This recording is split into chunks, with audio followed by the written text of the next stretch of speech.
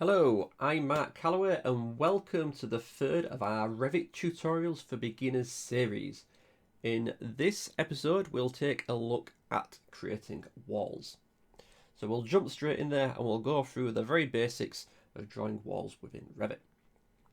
For this I'm going to be on the Architecture tab and we're going to create some architectural walls. On our build group, the first tool is our wall tool. Again, it's got one of those little drop down arrows, but ignore that for now and just simply click on the icon for wall. This will take us into the wall command, and there's a few things we need to look at before we actually draw the walls in the view. First of all, as mentioned in previous videos, Revit will automatically take you to the Modify tab. In here we have our draw tools now. So we can draw a straight line of a wall. We can create a rectangular chain of walls, we can do polygons, we can do circles and arcs, and a few additional tools there, which we'll go into on a different video. For this one, let's go with we'll stick with a straight line for this one. We have an options bar here, where we can change whether we're drawing a set height for the wall, when we want it to be connected to specific levels, all that sort of stuff. But we won't go into that into too much details in this episode. Again, in the properties window, we can customize the properties before we create the wall. Maybe we will change the height of the wall.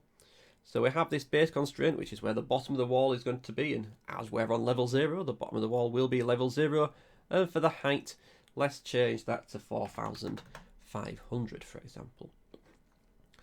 In the main view, I'm just going to simply left click somewhere, and that's going to start the line, because we chose the line tool, and we can start drawing a wall.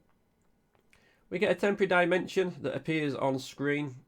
You can, if you know what the dimension is going to be, you don't have to be precise to start with, and we'll see that in a second. But if you know what the dimension is going to be, for example 10,000 millimeters, as long as you're drawing the wall going in the right direction, on your keyboard just simply type in 10,000, we're in millimeters here. And when we press the return key, Revit will generate the wall in the direction that you went in with a length of 10,000 millimeters. I can then just finish drawing this chain of wall, and when I get into alignment with the end point where we started, I can then snap to that and close that there. I'm going to press escape a few times and come out of the wall tool. Now we need to modify these walls. Again, I can select these walls and we get these temporary dimensions here. If you're wondering why that's not 10,000, it's because we're not measuring from centre line to centre line, but interior wall face to interior wall face.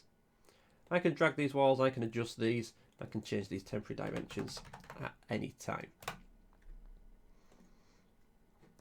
This is supposed to be an exterior wall. If I select one of these walls, we can see we've actually placed a partition wall. We need to replace all 4 of these walls. So I'm going to select all 4 walls. I'm going to go to the properties window, and this bit at the top here is called the type selector. You can do this when you're drawing the walls, or you can do this afterwards. Revit's very forgiving and allows you to change a lot of settings either before you create the wall or after you've created your wall. Clicking on the type selector, we get a drop down and we can choose from any type of wall that's been created in this project to swap these walls out with. If I scroll up, we should find an exterior wall, and there's let's have a look here, a nice brick fronted wall there. I'm going to select that and you can see the walls instantly being swapped out for this particular type of wall. The wall thickness is different, and that the way the wall thickness changes will be based on the draw tool that you use whilst creating. For example, if I just jump back into the wall tool, we've got this location line. So when you're drawing the lines for the wall, it's actually the center line you're drawing. But if you want to change that behavior, you can change that here. We can change the height of the wall afterwards. Again, if I select all those, maybe we didn't want 4,500 millimeters, maybe it was supposed to be 4,000. Again, I can change that and it will update the height of the walls in the project. The way I drew the wall was clockwise, and that was quite important. If you draw clockwise, you should find the exterior face of your wall on the exterior side. If you draw counterclockwise, your wall might be inverted.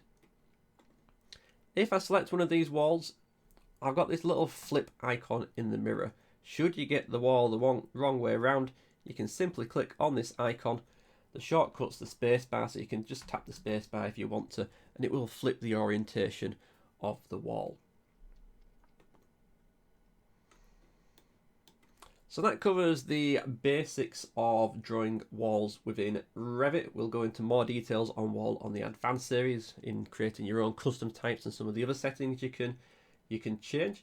In our next video, we'll take a look at generating floors, so do feel free to stick around for that, and thank you for watching.